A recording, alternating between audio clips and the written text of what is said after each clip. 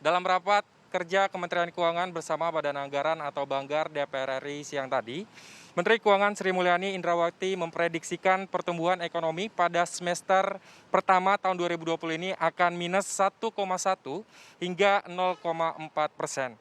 Hal ini tercermin dari terjadinya penurunan pertumbuhan ekonomi di kuartal pertama yang merosot drastis begitu, yakni hanya tumbuh sebesar 2,97%.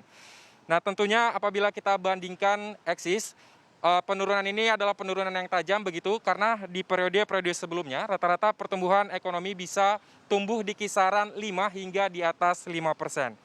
Adapun ia mengatakan pertumbuhan minus di semester pertama ini terjadi akibat adanya pandemi COVID-19 yang menghantam Indonesia sejak kuartal pertama tahun 2020, di mana ini berimplikasi pada turunnya konsumsi masyarakat, terutama untuk sektor transportasi, restoran, dan hotel, serta menyebabkan investasi asing mengalami penurunan. Badan Koordinasi Penanaman Modal BKPM mencatat realisasi penanaman modal asing pada periode Januari hingga April 2020 ini turun 9,2% dibandingkan periode sebelumnya, yaitu hanya bisa mencapai 98 triliun rupiah. Seperti yang kita ketahui eksis, memang ini tidak bisa dipungkiri bahwa saat ini pertumbuhan ekonomi Indonesia masih cukup bergantung pada tingkat investasi asing. Selain itu, potensi pertumbuhan semester pertama eksis yang tumbuh negatif ini diperbesar dengan proyeksi pertumbuhan di kuartal kedua, yaitu periode April hingga Juni yang akan terkontraksi lebih parah akibat adanya pembatasan aktivitas ekonomi melalui pembatasan sosial berskala besar atau PSBB. Nah, diproyeksikan eksis kuartal kedua ekonomi Indonesia akan berada di minus 3,8% atau dalam kisaran minus 3,5% sampai minus 3,1%.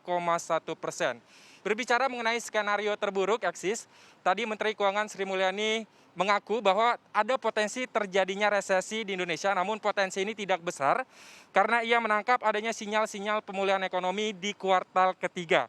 Hal itu terlihat dari beberapa indikator yang mulai mengalami peningkatan, di antaranya pertumbuhan penerimaan pajak hingga Purchasing Manager Index Manufaktur Indonesia pada bulan Juni ini eksis. Selain itu, ia juga mengatakan ini akan didorong oleh aktivitas-aktivitas ekonomi yang sebelumnya beberapa bulan ini sempat terhenti dan sekarang sudah mulai kembali berjalan. Ini akan turut mendorong menjadi pemulihan ekonomi pada kuartal ketiga nantinya. Sri Mulyani mengatakan pemerintah akan terus berusaha mendorong perekonomian sehingga terjadi pemulihan di kuartal ketiga yang diperkirakan membaik di sekitar minus 1% hingga tumbuh 1,2% eksis.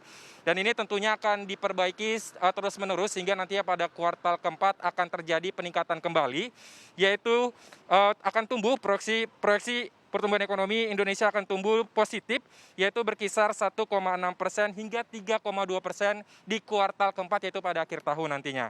Nah, harapannya eksis melalui perbaikan ataupun peningkatan di kedua kuartal ini, diperkirakan nanti pertumbuhan ekonomi Indonesia pada tahun 2020 bisa mencapai range yang mendekati 0 atau bahkan bisa positif begitu, yaitu antara minus 0,4 hingga 1%. Dan untuk mendengar lebih lanjut, berikut keterangan dari Menteri Keuangan Sri Mulyani Indrawati dalam rapat kerja antara Kementerian Keuangan dan Banggar DPR RI siang tadi. Segala macam PSBB ini keluar dan bisa tetap dijaga tidak menimbulkan COVID baru yang lebih besar, kita bisa berharap bulan Juni, Agustus, September, yaitu kuartal ketiga itu aktivitasnya menjadi lebih baik. Itu yang memberi harapan, kemungkinan Q3 kita harap bisa positif.